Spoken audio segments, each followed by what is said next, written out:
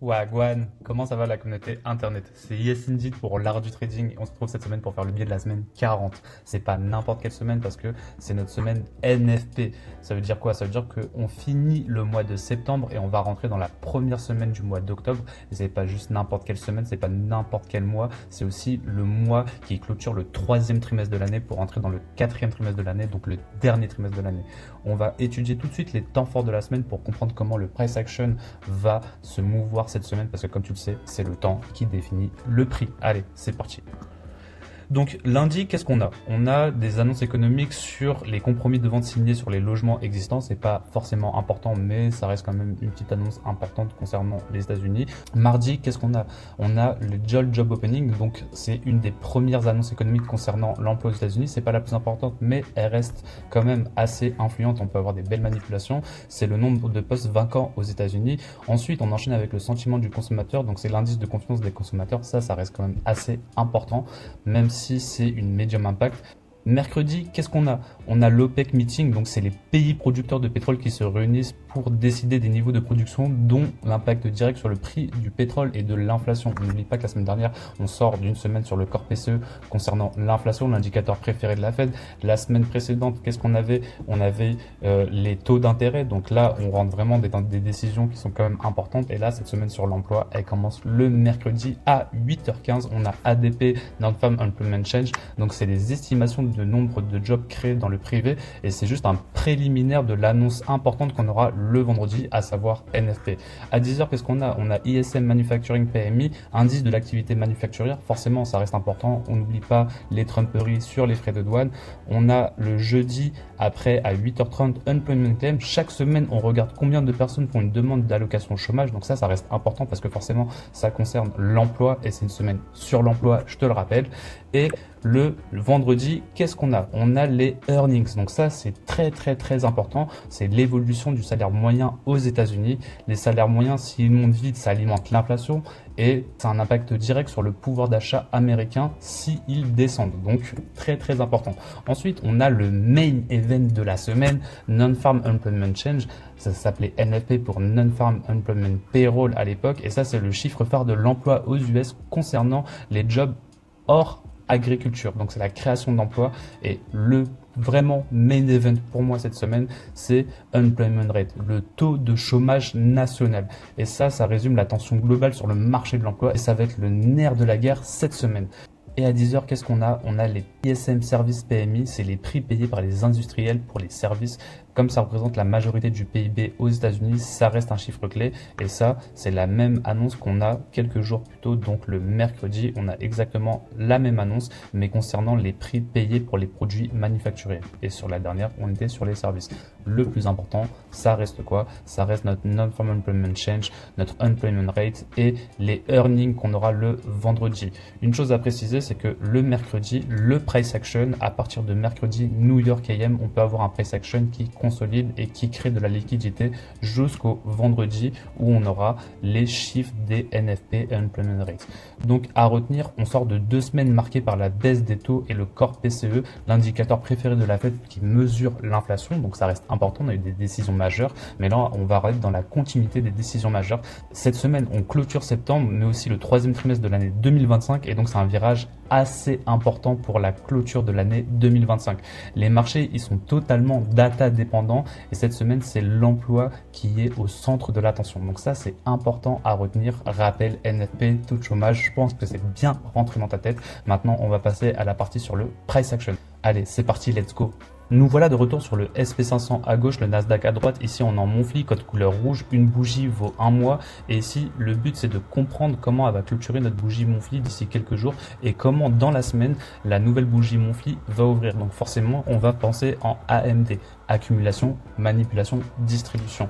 Maintenant que ça c'est dit, on va pouvoir passer en weekly tout en comprenant que ici je m'attends quand même à une clôture de bougie à la hausse, donc une bougie bien verte avec un bon corps, hein. J'aimerais une clôture plutôt supérieure, donc ici repricer la mèche et pourquoi pas encore faire un nouvel ATH et c'est ce qu'on va voir en weekly. Donc weekly, qu'est-ce qu'on a? À l'heure où je tourne cette vidéo, le marché il est déjà ouvert, donc on voit qu'on va déjà dans la direction de mon biais. Je vois ici le previous week high et le previous week low, donc moi je suis plutôt de bullish jusqu'à preuve du contraire. On a une belle bougie de retracement la semaine dernière, donc pourquoi pas faire un nouvel ATH sur le SP500 ainsi que sur le Nasdaq. Donc je m'attends quand même à monter, pourquoi pas dans la deuxième partie de la semaine peut-être faire un petit retracement brut et continuer à faire des ATH, mais je suis bullish jusqu'à preuve du contraire et on n'a pas eu de contraire dans les time frames par an malgré cette bougie noire qui nous a permis de repricer et de retracer la semaine dernière. Donc maintenant on va regarder les structures en daily pour comprendre à quoi s'attendre. Donc d'où on vient. Ici on a fait le mont flow ici. Et ça a été suite à une divergence. Cette divergence, elle nous a fait monter. On peut avoir une standard deviation ici qu'on a projetée. Quand on regarde exactement la même standard deviation sur le Nasdaq, donc la semaine dernière, on s'est pile retourné sur les 25 1850 sur la 1.25 standard deviation. On a fait quoi? On a retracé dans ce déséquilibre daily et dans celui-ci pour marquer le previous week low. Donc là, notre dealing range il est entre le previous week high et le previous week low. Et donc moi, je m'attends maintenant à aller chercher le previous week high sur le Nasdaq ainsi que sur le SP500 et venir travailler dans ces standard deviation. On en a des plus lointaines, donc on a la 2 un peu plus lointaine et pareil sur le SP500, mais ça sera sur du très long terme si on a vraiment des chiffres de l'emploi qui sont plutôt bons, etc., etc. Mais en termes de mécanique du price action, ici ce qui était important c'était de venir clôturer ce volume balance. C'est ce qu'on a fait. On a fait exactement la même chose sur le SP500, on a clôturé le même volume balance et on respecte bien les déséquilibres. On voit que dans ce déséquilibre sur le SP500, sur le Nasdaq à droite, je veux dire, on est venu au niveau des 50%, on a fait une clôture plutôt sur la partie premium de notre dernier déséquilibre ici, et quand on prend un Fibonacci, c'est parfait. On vient ici, où est-ce qu'on vient faire notre dealing range ici? La clôture, elle se fait presque sur les 50%. On a clôturé légèrement en dessous, mais on voit que le prix, il a bel et bien respecté. Donc on voit que le Nasdaq, il est très très fort. Et avec la baisse des taux d'intérêt, qu'est-ce qui se passe? Les personnes, elles ont fui les obligations. Où est-ce qu'elles viennent investir leur argent? Sur le marché action. Donc qu'est-ce que c'est les indices? Ça reste un regroupement, un panier d'actions. Donc c'est ici qu'on va venir voir des prix supérieurs. On a aussi l'or qui a pété à la hausse. Les gens se réfugient ici. Et maintenant, ce qui va nous intéresser, c'est de comprendre qu'est-ce qui se passe dans les lower time frames. On a aussi sous le prix, si on pense de manière contrarienne, on a aussi un weekly BC qu'on pourrait repricer dans le cas où on aurait une manipulation. Ça m'intéresse pas vraiment, mais ça reste important de le notifier avec le previous week low. On a déjà repricé ça, donc pour l'instant, pour moi, je suis en mode on va continuer à monter. Mais on n'est jamais à l'abri d'une surprise sur les marchés financiers, donc c'est quand même important de le dire. Maintenant que vous comprenez que je suis complètement bullish, on va aller sur du H4 pour comprendre un petit peu d'où on vient et où est-ce qu'on va. Donc ici sur le SP500, on a une belle manipulation qui nous permet d'avoir encore des standard deviation qui vont matcher avec la standard deviation daily. Donc je vais ouvrir un petit peu plus le graphique pour qu'on puisse bien voir ça sur le SP500 et c'est exactement la même chose sur le Nasdaq. Donc ma destination finale ici sur le SP500 c'est la zone jaune.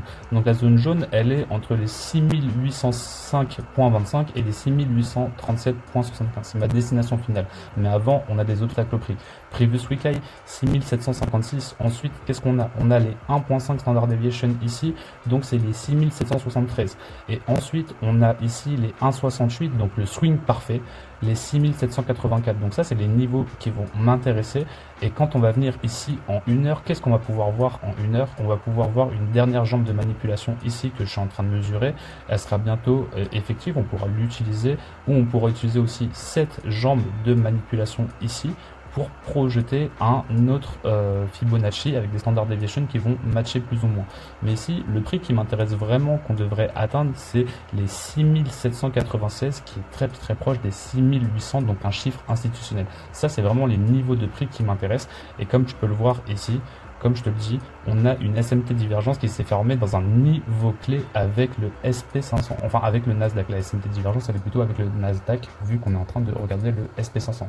Maintenant que ça c'est dit, on va pouvoir regarder exactement la même chose sur le Nasdaq et étudier les mêmes niveaux clés. Donc ici, qu'est-ce qu'on a?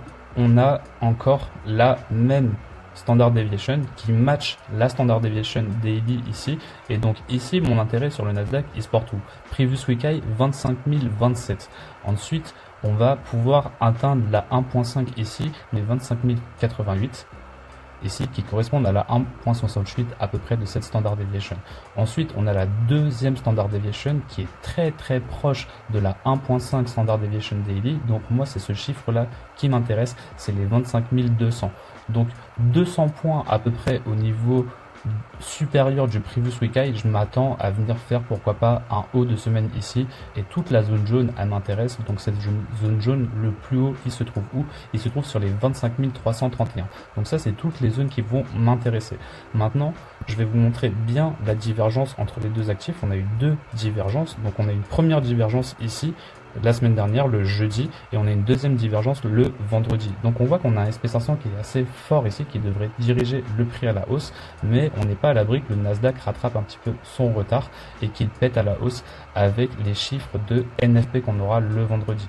Donc ça va être important, et je vais te montrer ici aussi en Regular Trading Hours que sur le Nasdaq, on n'a que des RTH gap, et ces RTH gap ils sont sous le prix, donc on pourrait les laisser pour plus tard, ok, donc pour le mois d'octobre, novembre ou quoi, si on va avoir une manipulation baissière, mais pour l'instant on est bullish jusqu'à preuve du contraire. Et donc quand on zoome un petit peu ici, qu'est-ce qu'on peut voir? On peut voir que le price action il a bien accumulé ou dans un daily FVG, et que maintenant on est en train de repricer dessus pour continuer à aller plus haut. Donc ce qui va être déterminant ici, c'est quand on va clôturer au-dessus de cette structure ici, pourquoi pas ouvrir du déséquilibre, ou au-dessus de cette structure ici. Si on ouvre du BC et qu'on respecte ce BC, c'est qu'on va être full bullish pour cette semaine.